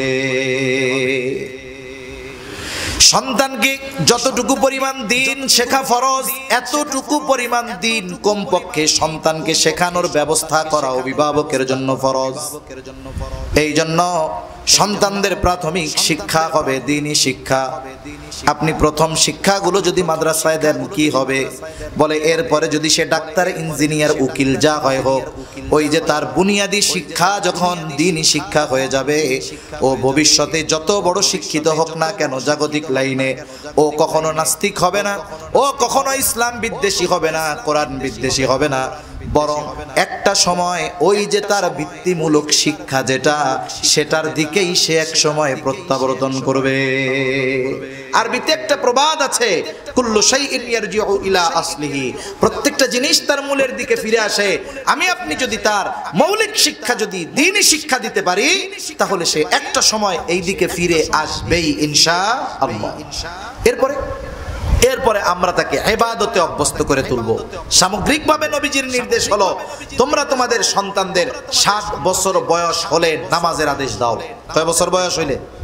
জোরে বলেন না, কয় বছর? 7 বছর। 10 বছর হলে নামাজ না পড়লে প্রহার করো আর বিছানা আলাদা করে দাও। 7 বছরে আপনি যেটা তাকে আদেশ করব, তার মানে এর আগে থেকে এটা তাকে আমাকে আপনাকে শেখাতে হবে। 7 বছরে যদি আদেশ করতে হয়, 5 বছর থেকে শেখানো শুরু করতে হয়। এই জন্য কি দরকার? বলে আমাদের দেশে এই অভ্যস্ততা নাই, সুন্নাত নফলগুলো বাসায় পড়া। কারণ মহিলারা ঘরের অভ্যন্তরে নামাজ পড়ে, পুরুষেরা খোলা জায়গায় পড়ে। বলে কারো বাসায় যদি ছোট বাচ্চা থাকে, আর ওই পুরুষ যদি তার ওই কাছারি ঘরে ড্রয়িং রুমের মধ্যে নামাজ পড়া শুরু করে দেয়, ঘরে যদি সন্তান থাকে, বৃদ্ধ হলে যদি নাতি পোতা থাকে, দেখবেন ওর গায়ে কিছু নাই, পুরা ল্যাংটা, টুপি একটা মাথায় দিয়া আইসা দাদার সাথে সেজদায় চলে যায়। এই যে তার মধ্যে ওই কর্মটা করতে করতে আগ্রহ পয়দা হয়। এরপরে এক সময় দাদা কয়, কই যাও দাদা? কয় নামাজ যাই। কয় আমিও যাবো, আমারও নিয়ে যাও। এই যে মসজিদে যাওয়ার আগ্রহ তার মধ্যে পয়দা হলো। এখন আমি আপনি যদি সে যদি কোনো সময় নামাজ নাই পড়তে দেখে, কেমনে বুঝবে যে আমার দাদা নামাজ পড়ে না কি করে? এজন্য মাঝে মধ্যে নফল নামাজ, সুন্নাত নামাজ এগুলো বাচ্চাদের সামনে পড়া দরকার, বাসায় পড়া দরকার। এতে কি হবে? ও আগ্রহী হবে। এরপরে আর একটু বড় যখন হবে, নিজের প্রস্রাব পায়খানার কথা বলতে পারে, তখন মসজিদে আনায় অভ্যস্ত করতে হবে। আমাদের দক্ষিণ এশিয়াতে ছোট বাচ্চাদের মসজিদে নেওয়ায় আমরা অভ্যস্ত না। নিলে মানুষ বিভিন্ন ধরনের বিভিন্ন কথা বলে, কিন্তু ইউরোপে, আরব দেশগুলোর মধ্যে ছোট ছোট বাচ্চারা মসজিদে যায়। বরং তারা যেন যায় এই জন্য মসজিদ কর্তৃপক্ষ ব্যবস্থাপনা রাখে, চকলেট রাখে, বিভিন্ন খাবার রাখে, মসজিদের বাইরে সাইডে ছোট খেলাধুলার জায়গা রাখে। ছোট বাচ্চারা যেন মসজিদ মুখী হয়, মসজিদে যাওয়ায় আগ্রহী হয়। হয়তো ছোট বাচ্চা ও এখন একটা চকলেটের লোভে মসজিদে যাবে, কারণ চকলেট ওর কাছে অনেক দামি সম্পদ। কিন্তু এই বাচ্চা এই সময় হয়তো চকলেটের লোভে যাচ্ছে, কিন্তু বাচ্চা যখন বড় হবে চকলেট পাওয়ার জন্য যাবে না, কাকে পাওয়ার জন্য যাবে? কিন্তু এই যে মসজিদের রাস্তা তো তারে আমার আগে চেনানোর দরকার, তাকে এই কথা বোঝানোর দরকার যে মসজিদ তোমার জন্য সবচাইতে নিরাপদ জায়গা। কিন্তু আমাদের দেশে আমরাও দেখছি ছোটবেলায় মসজিদে গেলে কি করে, একটু বাচ্চারা দৌড়াদৌড়ি যদি করে, একটু চেঁচামেচি করে। বিশেষ করে আমাদের শহর অঞ্চলগুলায় প্রথম কাতারে কিছু সাহেব থাকেন, ওনারা নামাজের শেষে সালাম ফিরিয়ে খুব স্লো মোশনে আস্তে আস্তে পেছনের দিকে ঘাটটা বেঁকা করে, নাকটা ফুলায়, চোখ দুইটা বড় করে, আর কণ্ঠটা এই কেরে ওইখানে চিল্লাচিল্লি করে, কার বলা? এগুলো কেন মসজিদে আনো? আমাদের খুশু নষ্ট হয়ে যায়। তা আমার তখন বলতে মন চায়, গোটা দুনিয়ায় যেভাবে যুদ্ধের দামামা বাজতেছে, কোন সময় আমাদের যুদ্ধের ময়দানে যাওয়া লাগে তার ঠিক আছে? জোরে কোন? পার্বত্য অঞ্চল দখল দেওয়ার অপচেষ্টা চলতেছে। তারা চায় আমাদের বাংলাদেশের মূল ভূখণ্ড থেকে পাহাড়কে, পার্বত্য অঞ্চলকে আলাদা করে দিতে। এখন বলেন, আমাদের এই ভূমি যদি কেউ দখল নিতে চায়, এদেশের মানুষ হিসাবে আমরা বসে থাকবো নাকি তাদের বিরুদ্ধে লড়াই করব? অবশ্যই লড়াইয়ে নামতে হবে আমাদের। এখন মনে করেন যুদ্ধের ময়দানে, জেহাদের ময়দানে ওই জায়গাও নামাজ আছে। এখন আগে তো তরবারির যুদ্ধ হইতো, আওয়াজ এখনকার চাইতে কম। মনে করেন ওই আল্লাহর বান্দা যুদ্ধের ময়দানে নামাজে দাঁড়াইছে, আর শত্রু বাহিনী পাশে ফালাইছে এক বোমা। শিশু বাচ্চার আওয়াজে যদি খুশু নষ্ট হয়ে যায়, তাহলে ওই আওয়াজে তো ওনার কাপড় নষ্ট হয়ে যাবে, ঠিক কিনা বলেন? এজন্য ছোট বাচ্চা একবারে গেদাটারে তো আনবে না। 4-5 বছর বয়স হয়েছে, ওকে মসজিদে আনায় অভ্যস্ত হন। যদি আওয়াজ করে আপনারা বুঝান, ডাক দিয়ে আদর করে, যে আল্লাহর ঘর, এই জায়গায় জোরে জোরে কথা বলে না, এই জায়গায় জোরে কথা বলা যায় না। এইবার আপনি চকলেট একটা হাতে দিয়ে কোন, তুমি যদি আগামী ওয়াক্তে নামাজে আসো আর যদি কথা না কও, তোমার জন্য আরেকটা চকলেট আছে। দেখবেন ও তো কথা বলবেই না, পাশেরটা যদি কয় ওর গলা টিপে দেবে, ঠিক কিনা? এই যে ছোটদের যে অভ্যস্ত করা মসজিদে আনায়, এটা আমাদের দেশে নাই। যার কারণে কি হয়, ওই ছেলেটা যখন 15, 16, 17, 18 বছর হয়, মাদ্রাসার মুহতামিমের কাছে যে বয়া থাকে যে হুজুর একটু বুঝাই কর না, একটু তেল ভরা দেন, একটু পানি ভরা দেন, কথা শুনে না, নামাজ পড়ে না। এই যে কথা শুনে না, নামাজ পড়ে না, এর কারণ কি? বলে আপনি তো যখন কাদামাটির মতো নরম ছিল, তখন তাকে এইভাবে গড়ে তুলেন নাই। এজন্য আমরা ছোটদেরকে ছোট থাকতেই মসজিদে আনা অভ্যস্ত করব। তাহলে 5টা বিষয়ের কথা বললাম, আর দরকার নাই। 1 নাম্বার, সন্তান তারবিয়াত। এটা চলমান এক প্রক্রিয়া। এটা সন্তান দুনিয়ায় আসার পরে শুরু হয় না, বরং সন্তান দুনিয়ায় আসার আগে শুরু হয়। এই জন্য 1 নাম্বার কাজ হলো একজন দিনদার মা তার জন্য বাছাই করা। 2 নাম্বার, বিবাহের পর থেকে সন্তান দুনিয়ায় আসার আগে একনিষ্ঠভাবে নেক সন্তান আল্লাহ তাআলার কাছে কামনা করা। 2 নাম্বার, সন্তান দুনিয়ায় আসার পর তাওহীদ আর ঈমান তার অন্তরের মধ্যে সুদৃঢ় করা। 4 নাম্বার, সন্তানকে উত্তম আখলাকে গড়ে তোলা। 5 নাম্বার, বলে সন্তানকে ইবাদত ও ইলমে দ্বীন অর্জনে আগ্রহী করে তোলা। এই জায়গার কয়েকটা বিষয় আছে যেগুলো সবাই করতে পারে, আর কয়েকটা বিষয় বর্তমান জামানায় করা খুব কঠিন। যেমন বিবাহ, দিনদার মেয়ে দেখে সে করলো, সে নিজে দোয়া করলো, কিন্তু পরবর্তী বিষয়গুলো বিশুদ্ধভাবে শিক্ষা দেওয়ার জন্য অনেক মা বাবারই ওই পরিমাণ জ্ঞান নাই। অনেক মা বাবা আছে, সে নিজেই শিরকের ব্যাপারে জানে না, কোন কাজগুলো করলে ঈমান ভেঙে যাবে জানে না। এখন অনেক মা বাবা তার নিজেরই আখলাক ঠিক নাই, ও সন্তানের আখলাক করবে কি? মা বাবা নিজেই নামাজ কালাম পড়ে না, ইবাদত নাই, ইলমে দ্বীন নাই, ও সন্তানকে শেখাবে কি? বলে হ্যাঁ, এই গুরুত্বপূর্ণ বিষয়গুলো বাস্তবে পরিণত করার জন্যই এই মাদ্রাসাতুল আবরারের মতো মাদ্রাসাগুলো, ঠিক কিনা বলেন? এই জায়গায় আসলে সন্তানেরা কি শিখে? বলে এদের তাওহীদ ঈমানের ভিত্তি মজবুত হয়, এদের দ্বীনি ইলম অর্জনের আগ্রহ পয়দা হয়, সাথে সাথে ইবাদত প্র্যাকটিক্যাল ভাবে শিখে, উত্তম আখলাকে এরা গুণান্বিত হয়। এগুলো শিক্ষা দেওয়ার এই গুরুত্বপূর্ণ জিম্মাদারি নিয়েছে এই মাদ্রাসাগুলো।